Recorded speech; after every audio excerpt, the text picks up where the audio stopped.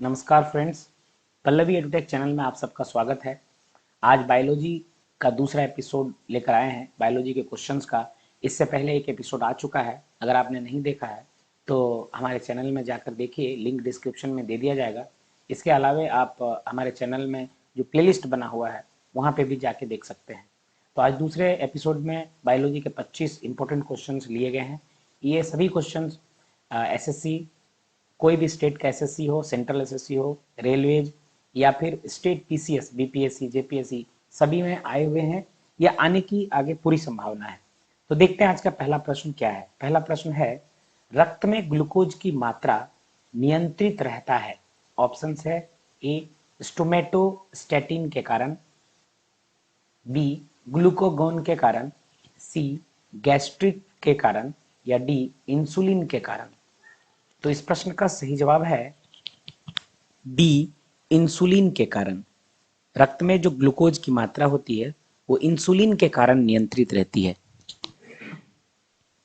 आप देखे होंगे अगर किसी को शुगर की बीमारी है, यानी ब्लड में ग्लूकोज की मात्रा अधिक हो जाती है, तो उन्हें इंसुलिन का इंजेक्शन लेना पड़ता है। यानी इंसुलिन जो है वो रक्त में ग्लूकोज की मात्रा को नियंत्रित करती है।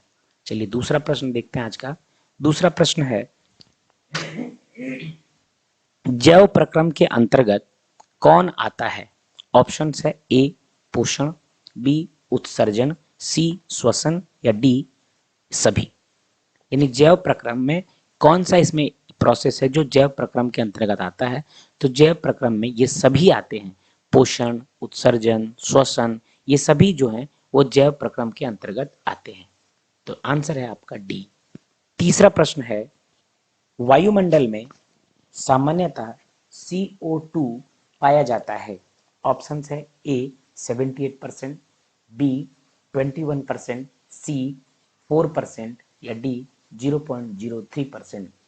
तो क्वेश्चन पूछ रहा है CO2 कार्बन डाइऑक्साइड वायुमंडल में कितना पाया जाता है। तो आपका आंसर है डी 0.03%, यानी 0.03% कार्बन डाइऑक्साइड की मात्रा पाई जाती है।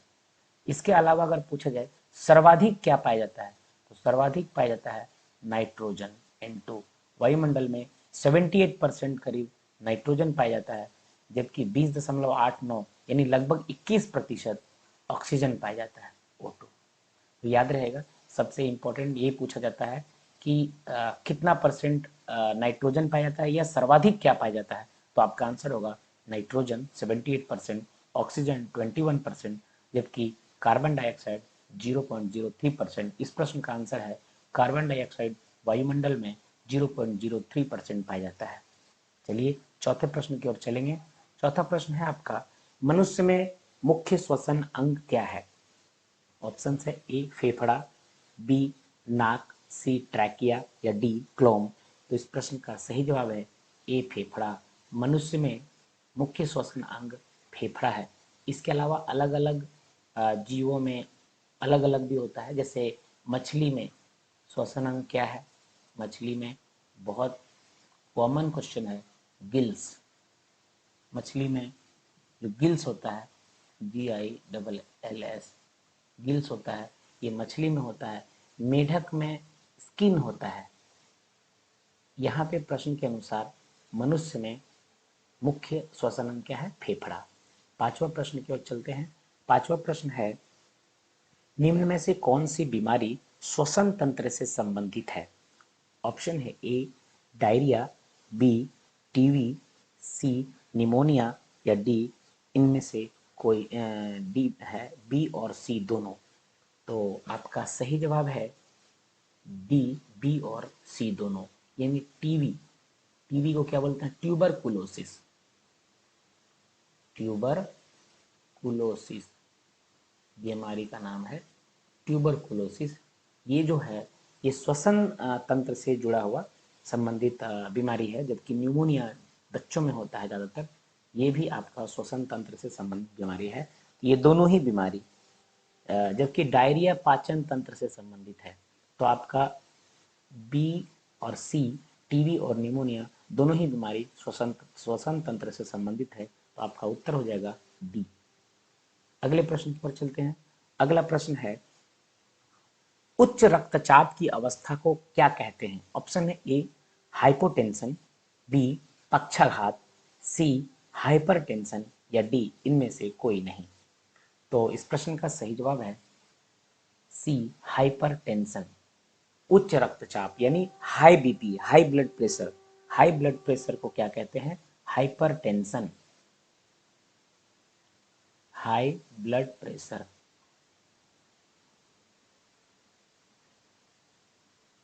को कहते हैं हाइपरटेंशन। जबकि अगर लो निम्न रक्तचाप पूछा जाए तो ये होगा हाइपोटेंशन। ये होगा निम्न रक्तचाप। निम्न रक्तचाप, निम्न रक्तचाप को क्या कहेंगे? हाइपोटेंशन। उच्च रक्तचाप को कहेंगे हाइपरटेंशन। अच्छा, ब्लड का जो कितना होता है माप, जब बीपी हम लोग नापते हैं तो कितना आता है? 120/80 mm ऑफ Hg, mm पर Hg, यानी 120/80। आपका जो अपर लिमिट है 120 होना चाहिए, लोअर 80 होना चाहिए। अगर इससे ज़्यादा होता है तो इसे हाइपरटेंशन कहते हैं, यानी उच्च रक्तचाप है। 80 से कम है तो उसे हाइपोटेंशन कहते हैं, यानी निम्न रक्तचाप है। तो जो नॉर्मल क्या होना चाहिए? 120/80। चलिए सातवां प्रश्न की ओर चलते हैं। सातवां प्रश्न है मछलियों में उत्सर्जी पदार्थ क्या है? मछलियों में उत्सर्जी पदार्थ क्या है? ऑप्शन है ए एमिनो अम्ल, बी यूरिक अम्ल, सी यूरिया या डी अमोनिया। तो इस प्रश्न का सही जवाब है डी अमोनिया। मछलियों में उत्सर्जी अंग अमोनिया होता है। अब अगले प्रश्न की ओर चलते हैं। अगला प्रश्न है आपके सामने। अगला प्रश्न है पौधों में आवश्यकता से अधिक जल किस प्रक्रिया द्वारा बाहर निकाले जाते हैं? ऑप्शंस है ए अवशोषण, बी वाष्पोत्सर्जन, सी उत्सर्जन या डी प्रकाश संश्लेषण। तो इस प्रश्न का सही जवाब है वाष्पोत्सर्जन। वाष्पोत्सर्जन के द्वारा पौधों में आवश्यकता से अधिक जल को बाहर निकाल दिया जाता है। उस प्रक्रिया का नाम क्या है? वाष्पोत्सर्जन। अब नौवां प्रश्न देखते हैं आज का। नौवां प्रश्न है निम्न में से किसे प्रकाश संश्लेषी अंगक कहते हैं? ऑप्शन है ए पत्ती, बी हरित लवक, सी स्टोमाटा या डी जड़। तो इस प्रश्न का सही जवाब है ए पत्ती। पत्ती को प्रकाश संश्लेषी अंगक कहते हैं, जबकि हरित लवक में प्रकाश संश्लेषण की क्रिया होती है, लेकिन प्रकाश संश्लेषी अंगक किसे कहते हैं? तो पत्ती को कहते हैं। पत्ती में ही हरित लवक पाया जाता है। चलिए अब 10वां प्रश्न देखते हैं आज का। 10वां प्रश्न है पौधों में गैसों के आदान प्रदान के लिए रहते हैं। ऑप्शन ए जड़, बी रंध्र, सी टहनी या डी तना। तो इस प्रश्न का सही जवाब है बी रंध्र। छोटे छोटे छिद्र होते हैं पौधों में, पत्तियों में। पत्तियों में छोटे छोटे छिद्र होते हैं, छोटे छोटे छिद्र होते हैं, इसे रंध्र कहते हैं। और यही गैसों के आदान प्रदान के लिए आवश्यक होता है। तो पौधों में गैसों के आदान प्रदान के लिए क्या रहते हैं? तो रंध्र। आपका ऑप्शन बी सही जवाब है। 11वां प्रश्न देखते हैं। 11वां प्रश्न है भोजन का पाचन किस प्रकार की अभिक्रिया है? ऑप्शन ए उपचयन, बी अपचयन सॉरी संयोजन, सी अपचयन या डी विस्थापन। तो इस प्रश्न का सही जवाब है ए उपचयन। भोजन का पाचन उपचयन प्रकार की अभिक्रिया है। इस अभिक्रिया को उपचयन कहते हैं। इसमें भोजन के बड़े बड़े अणु टूटकर छोटे छोटे अणुओं में टूट जाते हैं, जिसे उपचयन की प्रक्रिया कहते हैं। 12वां प्रश्न देखते हैं आज का।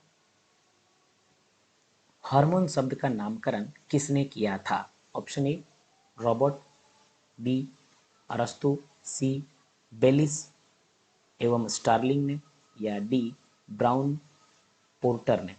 तो इस प्रश्न का सही जवाब है सी बेलिस एवं स्टार्लिंग ने। हार्मोन शब्द का नामकरण किसने दिया था? बेलिस एवं स्टर्लिंग ने। हार्मोन शब्द का वैसे सर्वप्रथम उपयोग स्टर्लिंग ने किया था 1906 में। 1906 में स्टर्लिंग ने हार्मोन शब्द का सर्वप्रथम प्रयोग किया था। बाद में हार्मोन का नामकरण जो है इन दोनों के नाम पे आता है, बेलिस और स्टर्लिंग ने। चलिए अगला प्रश्न देखते हैं, 13वां प्रश्न है आज का। 13वां प्रश्न है, पृथक्करण का नियम किसने दिया था? Option A Assyrians, B Darwin, C Mendel या डी बेबीलोनिया। तो इस प्रश्न का सही जवाब है सी मेंडल ने। मेंडल ने पृथक्करण का नियम दिया था। मेंडल का पूरा नाम क्या है? ग्रेगर जॉन मेंडल, कहीं कहीं आ सकता है, ग्रेगर जॉन मेंडल। इन्होंने ही पृथक्करण का नियम दिया था। अब अगले प्रश्न की ओर बढ़ते हैं। अगला प्रश्न है, देखिए, वनस्पति विज्ञान के जनक के नाम से जाना जाता है। Option A Theophrastus, B Darwin, C Purkinje या डी अरस्तु। तो इस प्रश्न का सही जवाब है ए थियोफ्रास्टस। थियोफ्रास्टस को वनस्पति विज्ञान के जनक के रूप में जाना जाता है। थियोफ्रास्टस को वनस्पति विज्ञान के जनक कहा जाता है।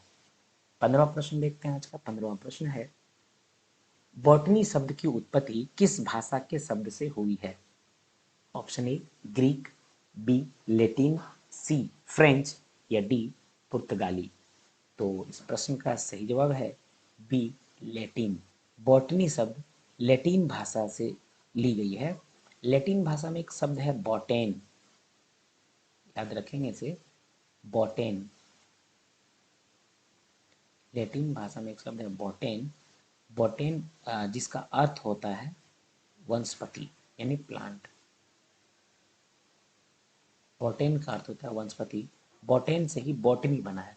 तो बॉटनी शब्द जो है लैटिन भाषा के बॉटेन शब्द से ली गई है, जिसका अर्थ होता है, यानी बॉटेन का अर्थ होता है वनस्पति। ठीक है, अगला प्रश्न 16वां प्रश्न देखते हैं। मानव नेत्र के किस हिस्से में रक्त नहीं पाया जाता है? ऑप्शन है ए रेटिना, बी कॉर्निया, सी आइरिस या डी पुतली। तो इस प्रश्न का सही जवाब है बी कॉर्निया।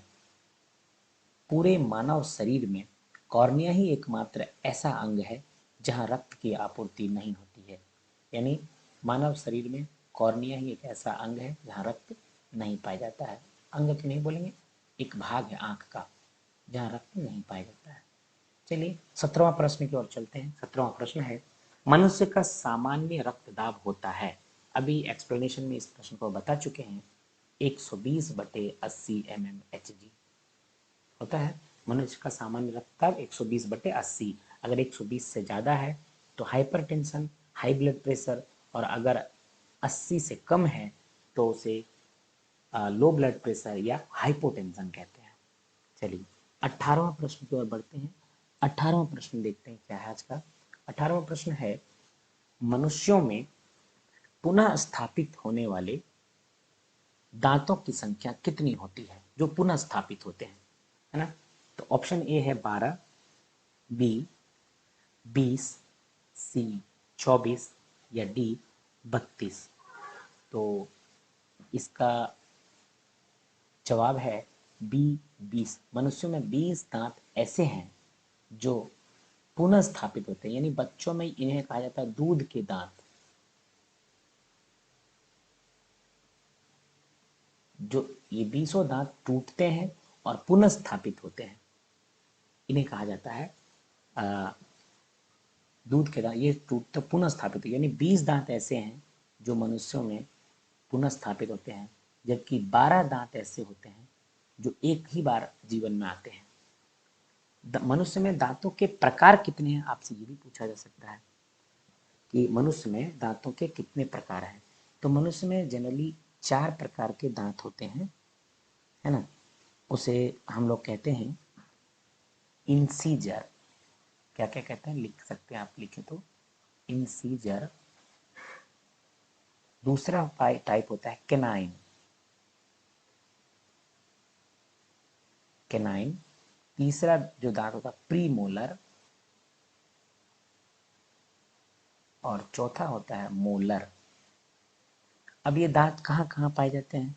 तो देखिए, इंसीजर जो होता है, सामने वाले जो दो दो दांत होते हैं एकदम सामने, उसे कहते हैं इंसीजर, ये सामने वाले दांत।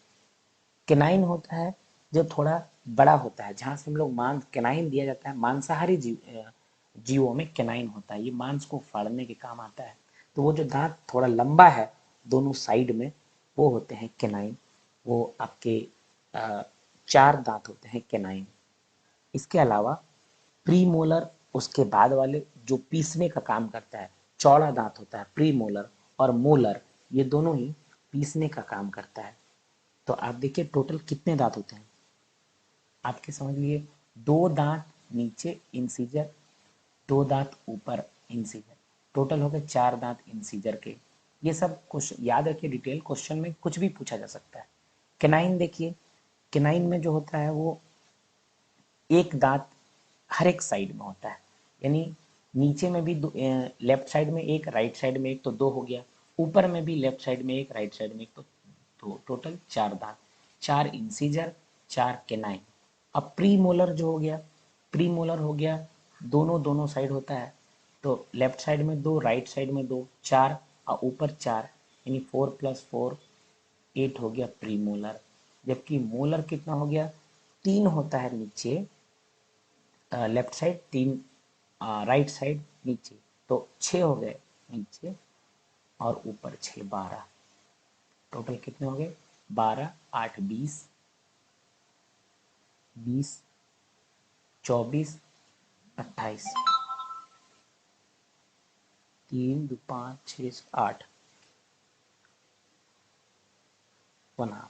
हाँ ठीक है, ये इंसीजर हम लोग लेफ्ट राइट नहीं जोड़े, तो इंसीजर का देखिए, इंसीजर 2, यानी 4, 4, सामने से लेफ्ट साइड 2, राइट साइड 2, 4, फिर ऊपर में लेफ्ट साइड 2, राइट साइड 2, 4, तो टोटल 8 दांत हो गए आपके ये। अब टोटल कितने हो गए, 12, 8, 20, 8, 28, 4, 32, टोटल 32 दांत होते हैं, है ना।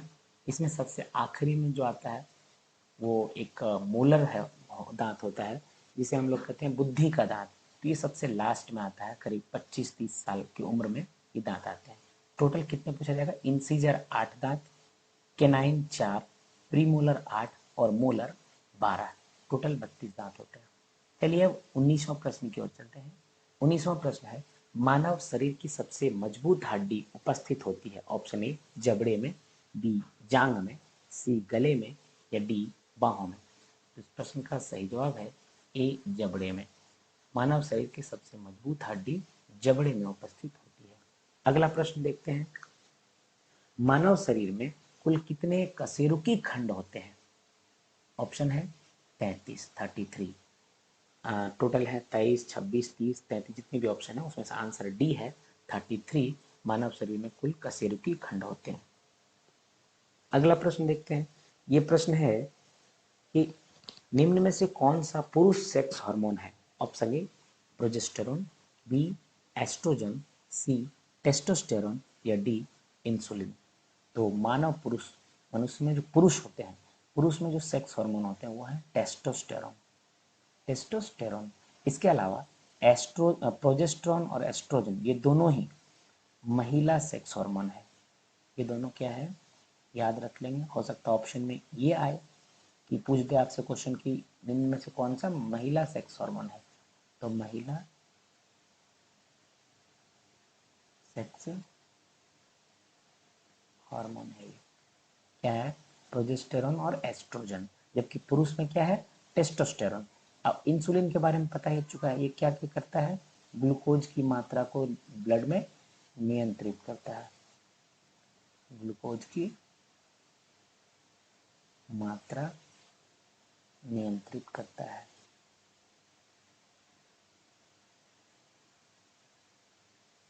कहाँ पर करता है, रक्त में, रक्त में ग्लूकोज की मात्रा को यहाँ लिख सकते हैं, रक्त में, रक्त में ग्लूकोज की मात्रा नियंत्रित करता है। टेस्टोस्टेरोन मेल सेक्स हार्मोन है, प्रोजेस्टेरोन और एस्ट्रोजन फीमेल सेक्स हार्मोन है। ठीक है, अगला प्रश्न देखते हैं।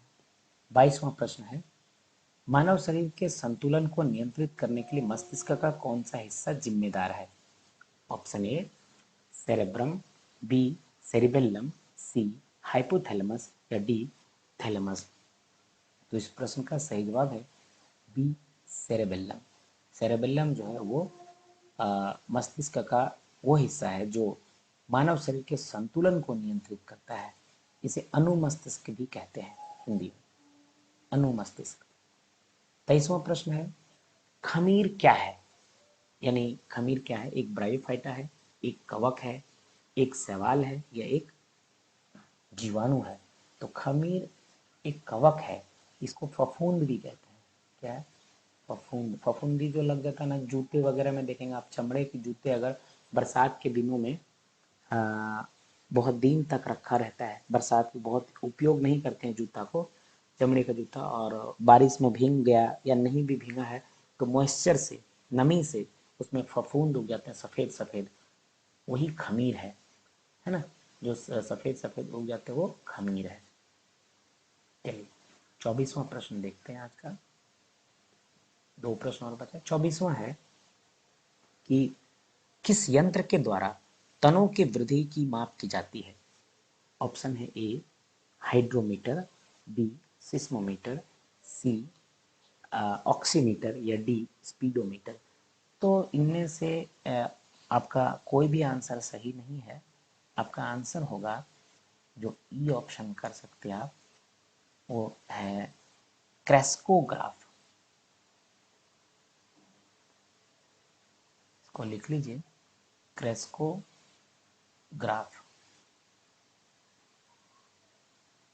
जो क्रेस्कोग्राफ है, क्रेस्कोग्राफ से तनों की वृद्धि की माप की जाती है या पेड़ों की वृद्धि की माप की जाती है क्रेस्कोग्राफ से।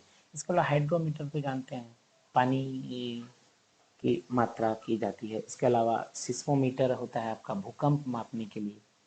इस तरह स्पीडोमीटर बाइक में या गाड़ियों में उसकी स्पीड मापने के लिए किया जाता है। तो आपका आंसर इसका क्या होगा? क्रेस्कोग्राफ। किस यंत्र के द्वारा तनों की वृद्धि की माप की जाती है? तो आंसर है क्रेस्कोग्राफ। 25वां नंबर है, आखिरी प्रश्न है आज का। किस वैज्ञानिक ने डीएनए का द्विकुंडलीय मॉडल दिया था?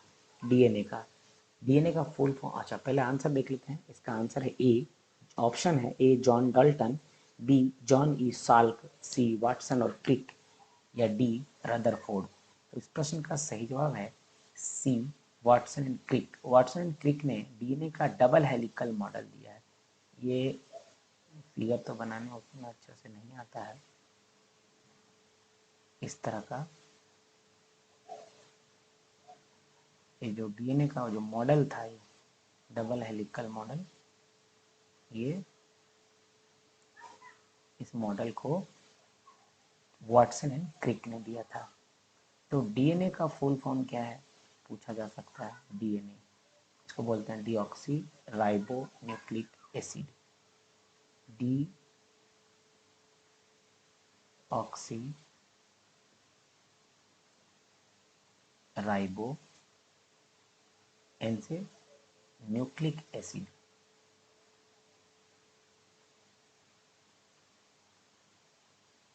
डीऑक्सीराइबो न्यूक्लिक एसिड डीएनए का फुल फॉर्म है। तो आप ये देख लीजिए, डीएनए का डबल हेलिकल मॉडल है जो वाटसन एंड क्रिक ने दिया। तो ये थे आज के 25 महत्वपूर्ण बायोलॉजी के प्रश्न जो आने की पूरी संभावना है। हर एक एग्जाम में यहाँ से कुछ प्रश्न, 4-5 क्वेश्चन बायोलॉजी से आते ही हैं।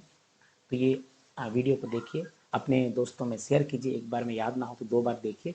दोस्तों में शेयर कीजिए। चैनल को सब्सक्राइब नहीं किए तो सब्सक्राइब कीजिए। चैनल पर बने रहिए, डेली ऐसे अच्छे अच्छे वीडियो आते रहेंगे। धन्यवाद।